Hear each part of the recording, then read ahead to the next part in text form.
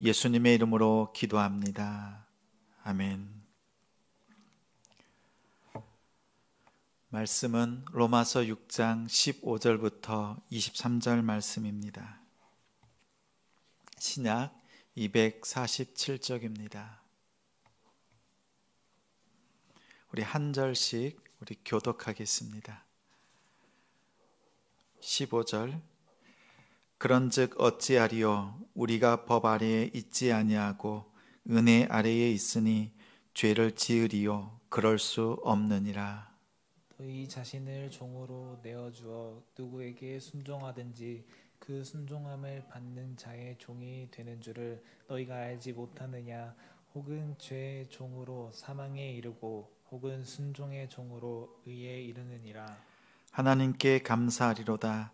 너희가 본래 죄의 종이더니 너희에게 전하여 준 바 교훈의 본을 마음으로 순종하여 죄로부터 해방되어 의에게 종이 되었느니라.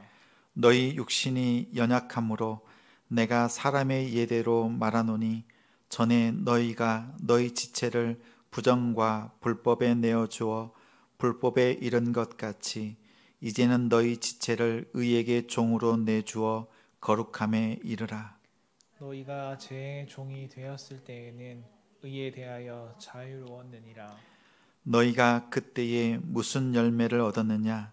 이제는 너희가 그 일을 부끄러워하나니 이는 그 마지막이 사망임이라. 그러나 이제는 너희가 죄로부터 해방되고 하나님께 종이 되어 거룩함에 이르는 열매를 맺었으니 그 마지막은 영생이라. 함께 읽습니다.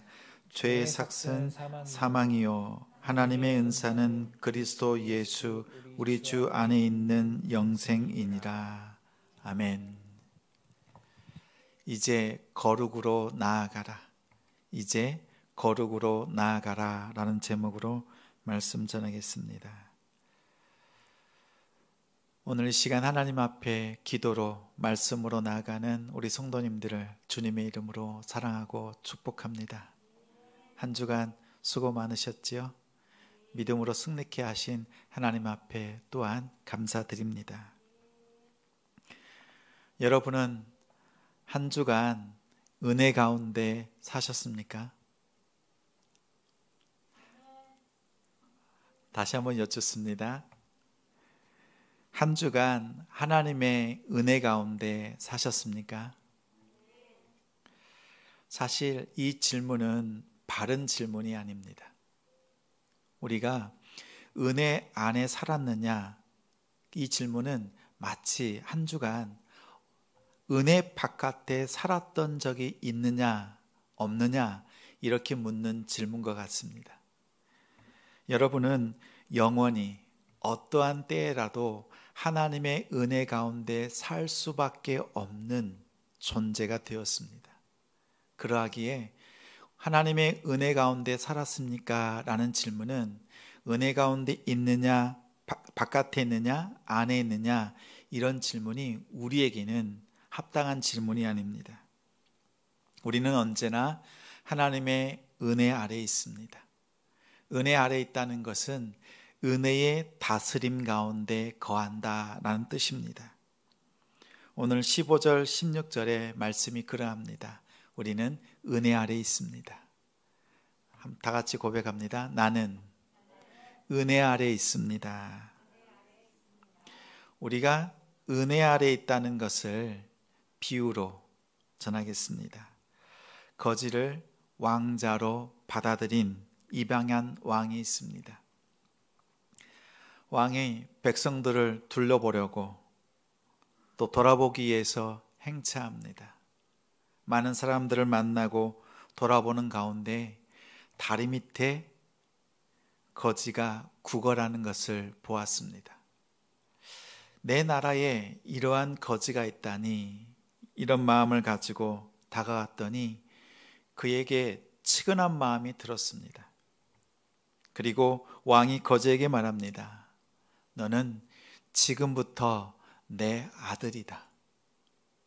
너는 지금부터 내 아들이다. 이렇게 말하고선 거지를 왕의 마차에 올라 태웁니다. 왕궁으로 돌아왔습니다. 큰 변화가 생겼지요. 어떤 변화가 있습니까? 거지에서 왕자로 신분이 바뀌었습니다. 거지는 자신이 한 일이 있습니까? 없습니까? 하나도 없습니다. 갑자기 왕의 아들이 되었습니다. 왕의 아들이 되었다는 것은 그의 마음이 왕자처럼 되었다는 뜻이 아닙니다. 왕자의 그 마음, 왕자가 된 것 같다라는 그런 느낌, 그런 것이 아닙니다. 그의 마음이 어떠하든지 간에 그의 신분이 왕자가 되었습니다. 이것은 법적으로 왕자가 되었다. 부모가 왕입니다. 오늘 말씀은 우리가 은혜 아래 있다는 것은 하나님의 자녀가 되었다라는 뜻입니다. 우리가 지금 죄를 짓고 죄를 짓지 않고 거룩하게 사느냐 그렇지 않느냐에 따라서 하나님의 자녀가 되고 또 하나님의 자녀가 아니고 이런 뜻이 아닙니다. 우리의 신분이 예수 그리스도께서 나의 죄를 대신 지고 십자가에 죽으셨다는 것을 믿는 믿음, 그 믿음이 있는 사람은 하나님의 자녀가 되었다라는 뜻입니다. 우리의 신분이 바뀌었습니다. 하나님이 나의 아버지입니다. 우리의 존재, 우리의 위치가 바뀌었습니다. 여러분이 하나님의 은혜 아래에 있다는 것은 바로 이것입니다. 신분의 변화. 나의 모습의 변화가 아니라 우리의 신분 자체가 법적으로 하나님의 자녀로 인침받았다는 뜻입니다. 로마서 우리 6장 15절에 16절에 은혜 아래에 있다 이렇게 말하더니 너희 자신을 종으로 내어주어 죄의 종으로 사망에 이르고 순종의 종으로 의에 이른다 말씀합니다. 우리는 죄의 종이든지 아니면 순종의 종이든지 둘 중에 하나에 속합니다. 마치 거지가 과거에 그 가난한 집에 살았던 것처럼 그 가운데 살든지 아니면 왕궁에 살든지 둘 중에 하나입니다. 은혜 아래에 있는 우리의 삶, 우리의 존재, 우리의 위치가 바뀌고 나면 우리는 무엇을 해야 할까요? 은혜 아래에 있는 우리는 이제 그에 걸맞는 삶을 살아야 합니다. 왕궁에 들어가면 그 전에 입었던 옷을 벗습니다. 깨끗한 옷, 그리고 왕자가 입는 옷을 입습니다. 다시 다리 밑으로 가지 않습니다. 왕궁의 예절에 맞게 그 예절을 배워야 합니다. 다음 날 잠에서 깨었습니다. 일어났습니다. 그러더니 이 거지가 어제 벗어났던 그 더러운 옷을 다시 입고 이제 왕궁을 떠나서 다시 다리 밑으로 갑니다. 그곳에서 구걸합니다. 그렇다 하더라도 그의 신분은 무엇입니까? 거지입니까? 왕자입니까? 거지예요? 왕자예요? 왕자죠. 근데 우리의 모습이, 우리의 생활이 그러합니다. 내가 하나님을 믿고 예수 그리스도를 영접하고 난 뒤에도 우리의 옛사람을 벗어버리지 못한 모습을 우리가 발견할 때 다시 거지가 된 것처럼 우리의 마음속에 죄책감이 듭니다. 그때 기억하십시오. 우리는 하나님의 자녀입니다. 그것을 기억하고 하나님 앞에 나아가는 우리 되기를 소망합니다. 시종이 따라 붙습니다. 과연 왕자님이 무슨 일을 할까? 가봤더니 과거의 모습으로 돌아갑니다. 시종이 어떻게 얘기합니까? 왕자님, 어제까지는 거지였지만 호칭이 바뀌었지요. 왕자님, 이제 다시 왕궁으로 가십시오. 왕자님이 계셔야 될 곳은 왕궁입니다. 그리고 다시 더러운 옷을 벗고 왕자의 옷을 입으십시오. 또 궁에 걸맞는 그 예법에 따라서 행동하셔야 합니다. 이렇게 시종이 가장 가까이에서 왕자를 보필합니다. 다시 다리 밑으로, 다시 다리 밑으로 왔다 갔다 하는 삶이 우리의 모습입니다. 그때 성령 하나님께서 우리의 마음속에 일러주십니다. 깨닫게 하십니다. 거룩한 삶으로 다시 돌아가도록 지속적으로 우리에게 말씀합니다. 그래서 오늘 말씀 제목이 이제 거룩으로 나아가라, 이 말씀의 제목입니다. 우리가 하나님 앞에 이제 거룩으로 나아가야 합니다. 나아가기 위해서는 첫째, 교훈의 본을 받아 마음으로 순종해야 합니다. 이 말씀은 17절, 18절 말씀입니다. 본래 죄의 종이더니 교훈의 본으로 마음으로 순종하여 의에게 종이 되었느니라. 본래 죄의 종이었습니다. 그런데 교훈의 본을 따라서 의의 종으로 바뀌었습니다. 어떻게 의의 종이 될까요? 창세기 15장 6절에 아브라함이 여호와를 믿으니 여호와께서 이를 그의 의로 여기셨습니다. 아브라함은 믿음을 통해서 의의 사람이 되었습니다. 아브라함의 이야기는 창세기 12장에 시작됩니다. 하나님께서 갈대아 우르에 있었던 아브라함을 부르십니다. 그러자 아브라함이 순종하여 하란 땅으로, 하란에서 다시 하나님이 약속해 주신 가나안 땅으로 이동합니다. 그때 12장에도 믿음의 사람 아브라함입니다. 그런데 22장에 아들 이삭을 바치는 아브라함도 믿음의 사람입니다. 여기서 질문 하나 우리 성도님들에게 드리겠습니다.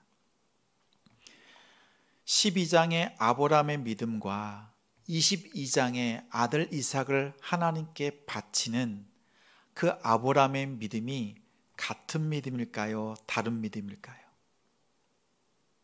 12장의 아브라함의 믿음과 22장의 아브라함의 믿음이 같을까요? 다를까요?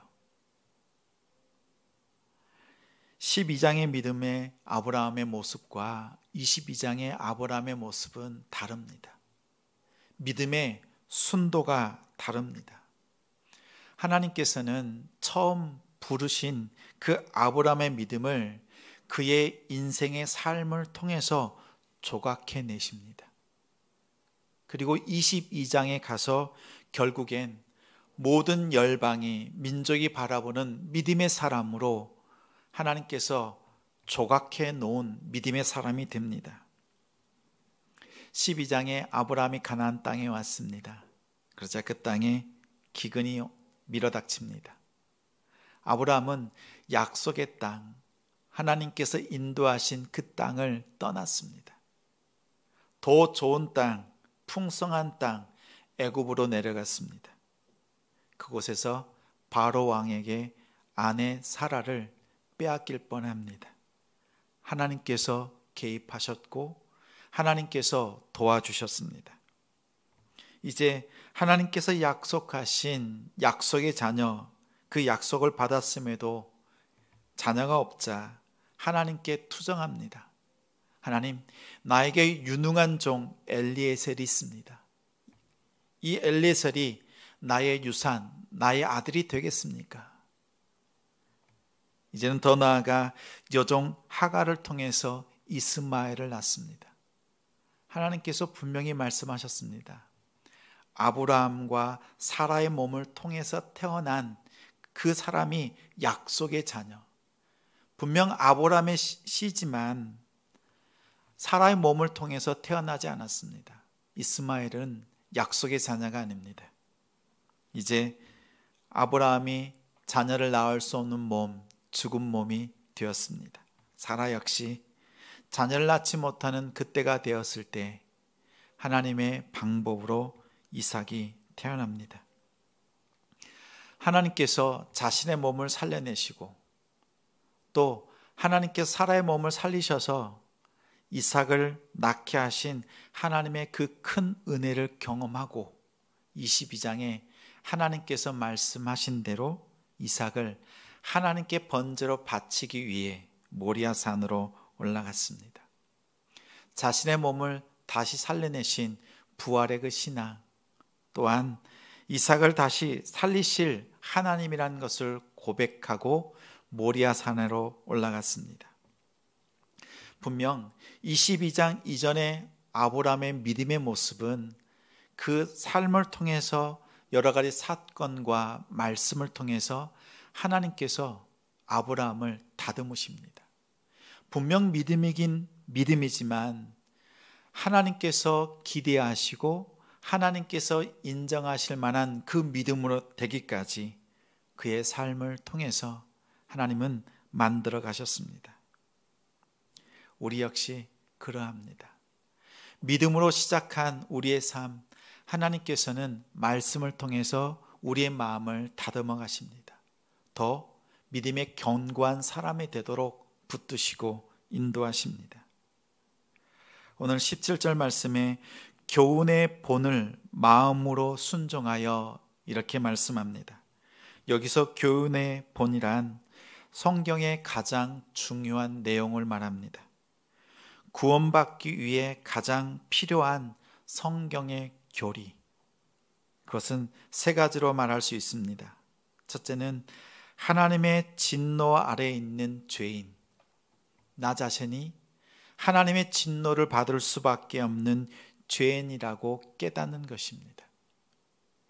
두 번째는 인간의 전적인 타락, 스스로 절대 구원받을 수 없는 존재라는 것을 깨닫는 데 있습니다. 셋째로는 오직 믿음으로만 구원받음에 감사하는 것. 그래서 예수 그리스도를 믿는 그 믿음으로 하나님 앞에 나아가는 것입니다. 죄인, 그리고 구원받을 수 없는 존재, 이러한 우리에게 예수 그리스도를 믿는 그 믿음으로 우리를 구원케 하시는 그 은혜, 이것이 복음입니다.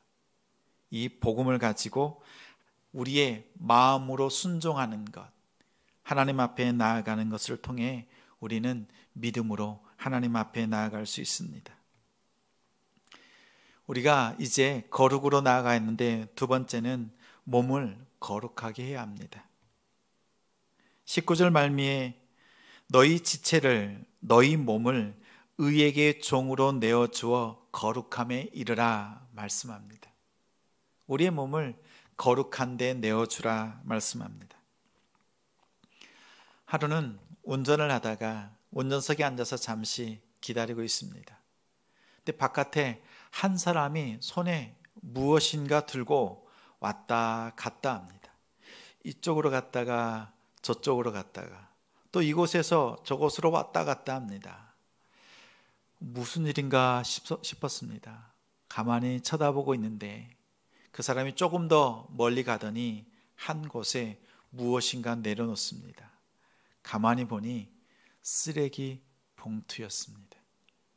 쓰레기가 담긴 그 봉투를 지금 깨끗한 장소에는 내려놓을 수 없으니까 조금 멀리 떨어진 곳에 쓰레기가 조금 모여 있는 곳에 그곳에 쓰레기를 버리고 가는 모습이었습니다.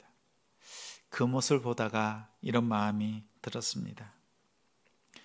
깨끗한 데는 우리가 버릴 수 없죠. 근데 조금이라도 더러워진 부분이 있으면 금세 그곳에 쓰레기들이 모입니다.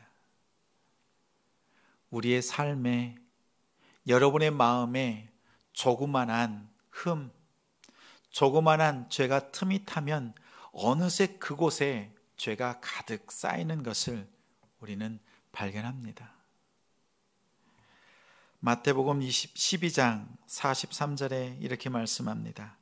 더러운 귀신이 사람에게서 나갔을 때 그 집이 비고 청소되고 수리되었거늘 그 악한 귀신이 다시 돌아보니 깨끗합니다. 그러자 7 귀신을 데리고 그 집에, 그 사람에게 들어옵니다. 우리가 하나님 앞에 거룩하고 깨끗한 삶, 우리가 청소된 것처럼 회개하고 난 뒤에 우리 안에 예수 그리스도, 그 주님으로 가득 채워지면 사탄이 우리의 마음에 틈탈 겨를이 없습니다. 틈이 없습니다.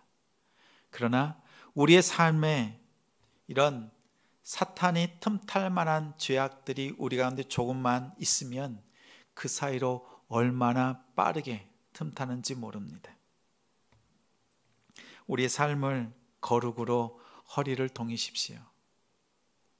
여러분의 입술을 지키십시오. 여러분의 생각을 지키십시오. 여러분의 마음을 지키십시오. 때로는 말의 실수, 행동으로 짓는 우리의 연약함이 있습니다. 그때 마음으로 돌이키고 말씀으로 돌이켜서 하나님 앞에 거룩으로 나가는 우리가 되기를 소망합니다. 누구에게도 말할 수 없는 우리의 연약한 모습들이 있지요. 우리의 죄악들이 있습니다. 또 과거에 지었던 우리의 연약함들이 있습니다. 하나님 앞에 온전히 회개하십시오. 그 회개를 통해 하나님 앞에 거룩으로 나아가는 우리가 되길 소망합니다. 이 거룩을 지키는 것은 마치 이것과 같습니다. 127시간이라고 하는 그 영화가 있습니다. 그 영화의 내용은 이러합니다. 한 사람이 등산하기를 좋아합니다. 그래서 혼자 등반을 합니다. 근데 어느 날 등반하다가 낙석에 팔이 끼었습니다. 이제 핸드폰도 물도 음식도 다 떨어져서 어떻게 할 수 없습니다. 도무지 낙석에 낀 자신의 팔을 꺼낼 수가 없습니다. 아무리 기다려도 누구 하나 도와줄 사람이 없습니다. 하루, 이틀. 이제 방법이 없습니다. 그럼 어떻게 해야 돼요? 이 사람이 가방 안에서 작은 칼 하나를 꺼냅니다. 꺼내서 지금 썩어가고 있는 자신의 팔을 끊어냅니다. 자신의 팔을 끊어내는 거예요. 그리고 그는 생명을 얻습니다. 이 영화가 실화입니다. 실화를 영화로 만들었습니다. 우리가 죄를 멀리한다는 것, 죄를 끊어낸다는 것은 이렇게 힘들고 어려운 일입니다. 우리가 성령 하나님 안에서 죄를 멀리하는 우리의 모습이 되기를 소망합니다. 때로는 이것을 이겨내기에 힘들고 어렵지만 주님께 구하고 내 안에 내 힘으로 되지 않는 것, 성령 하나님의 도우심을 구하면서 믿음으로 승리하는 여러분들 되길 소망합니다. 우리의 가장 큰 유혹이 무엇이 있습니까? 가장 큰 유혹은 물질에 대한 유혹, 두 번째는 명예에 대한 유혹, 높은 위치에서 힘을 발휘하고 싶은 욕심들이 많이 있습니다. 세 번째는 우리 사람에게 가장 연약한 성적인 문제, 이 세 가지가 자주 넘어지는 문제이기도 합니다. 이 세 가지를 성령 안에서 거룩함으로 허리를 동이고 넉넉히 승리하는 우리의 삶이 되길 소망합니다. 그렇게 하려면 어떻게 해야 할까요? 하나님의 말씀을 가까이 하십시오. 기도하십시오. 겸손으로 허리를 동이고 하나님 앞에 믿음으로 나아가는 우리가 되길 소망합니다. 이제 셋째는 거룩의 열매를 맺어야 합니다. 20절부터 22절까지 말씀합니다. 너희가 죄의 종이 되었을 때에는 의에 대해서 자유로웠느니라. 이 말의 뜻은 이러합니다. 의에 대해서 자유로웠다. 그것은 의로운 삶과는 관계가 없는 삶을 살았다. 예수 그리스도를 만나기 전에는, 하나님의 자녀가 되기 전에는 의로운 삶과 관계없는 삶을 살았다. 즉, 죄 가운데서 더러운 삶을 살았다는 고백입니다. 그러나 22절에 이렇게 말씀합니다. 그러나 이제는 다른 삶을 살아야 된다 말씀합니다. 전에는 죄의 종, 그 가운데 열매는 사망이었습니다. 이제는 의의 종, 하나님이 주시는 그 거룩함의 열매를 맺는 삶을 우리에게 말씀합니다. 하나님께서 우리에게 말씀합니다. 내가 거룩하니 너희도 거룩하라. 다 같이 고백하겠습니다. 한번 따라 하십시오. 내가 거룩하니 너희도 거룩하라. 내가 거룩하니 너희도 거룩하라. 하나님께서 받으시는 삶은 거룩한 삶입니다. 우리의 삶에 죄된 모습으로 하나님 앞에 나아갈 수 없습니다. 오늘 이렇게 하나님 앞에 나와 예배드리는 이 시간뿐만 아니라 우리의 24시간의 삶이 거룩으로 하나님 앞에 드리는 열매가 되길 소망합니다. 우리가 지키는 도덕적인 것도 있지만 말씀의 열매 맺는 것도 있지만 나 자신, 우리 자신이 하나님 앞에 거룩의 열매로 드려지기를 소망합니다. 그리고 마지막으로는 우리 23절 말씀 우리 함께 읽습니다.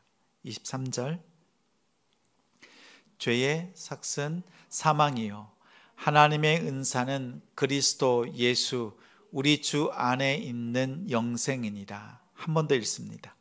죄의 삭은 사망이요 하나님의 은사는 그리스도 예수 우리 주 안에 있는 영생이니라. 아멘. 여기서 삭을 말합니다. 대가. 죄의 대가는 사망입니다.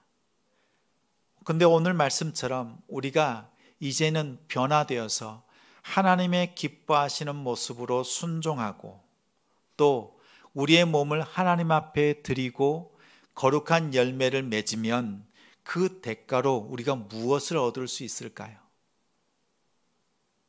우리가 거룩한 삶을 사는 대가로 하나님께서 우리에게 주시는 것은 다름 아니라 우리가 그것을 통해서 얻을 수 있는 건 사실 아무것도 없습니다. 내가 하나님 앞에 거룩한 삶을 살면 하나님께서 나에게 그 대가로 영생을 주신다. 성경은 그렇게 말하지 않습니다.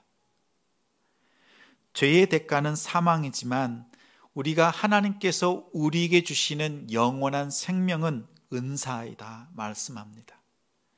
대가로 주시는 것이 아니라 우리가 하나님 앞에 거룩하게 살았기 때문에 영생을 주시는 것이 아니라 하나님께서 선물로 영생을 주셨다 말씀합니다. 잘 기억하십시오. 우리가 거룩한 삶을 살면 하나님께서 그의 대가로 영생을 주신 것이 아니라 하나님께서 선물로 우리에게 영생을 주십니다. 그 영생을 주시는 방법이 그리스도 예수 우리 주 안에서 영생을 누리게 하십니다. 이 말씀이 너무나 중요합니다. 우리가 하나님 앞에 거룩한 삶을 사는 목적이 영생을 얻는 데 있지 않습니다. 우리가 성실하게 믿음의 모습으로 산다고 해서 우리가 영생을 얻는 것이 아니라 하나님의 선물로 우리가 그 영생을 받는다는 것을 기억하십시오. 우리가 믿음의 모습으로 하나님 앞에 나아가도 얻을 수 있는 것은 사실 아무것도 없습니다. 하나님께 정당하게 요구해서 받을 수 있는 그 대가로 받을 수 있는 것이 아무것도 없습니다. 그러나 아무것도 받을 수 없는 우리에게 가장 좋은 것, 예수 그리스도를 내어주심으로 우리에게 영원한 생명을 주셨습니다. 우리가 생각한 것보다 우리가 기대할 수 없는 그 큰 선물을 우리에게 부어주셨습니다. 이것이 하나님의 은사, 은혜입니다. 우리 다시 한번 23절 말씀 한 번 더 읽겠습니다. 죄의 삭은 사망이요 하나님의 은사는 그리스도 예수 우리 주 안에 있는 영생이니라. 아멘. 우리가 하나님 앞에 거룩으로 나아가야 합니다. 하나님 앞에 거룩으로 나아갈 때 하나님께서는 우리에게 말씀으로 더딥혀 주셔서 마음으로 순종케 하십니다. 또한 우리의 몸을 하나님 앞에 거룩으로 드리십시오. 여러분의 삶을 거룩으로 드리십시오. 그 가운데 거룩한 열매를 맺으십시오. 우리가 이렇게 하나님 앞에 드리는 것은 영생을 얻기 위함이 아니라 하나님께서 우리에게 명령하셨기에 그 명령에 순종합니다. 그러면 대가가 아니라 선물과 은사로 우리에게 영원한 생명을 주십니다. 예수 그리스도를 통해서 우리에게 영원한 생명을 주신다 말씀합니다. 이 말씀 붙들고 하나님 앞에 믿음의 신실함으로 나아가는 우리가 되기를 소망합니다. 전과 다른, 그러나 이제는 거룩한 삶으로 하나님 앞에 합당하게 살아가는 응답되는 삶이 우리가 되기를 소망합니다.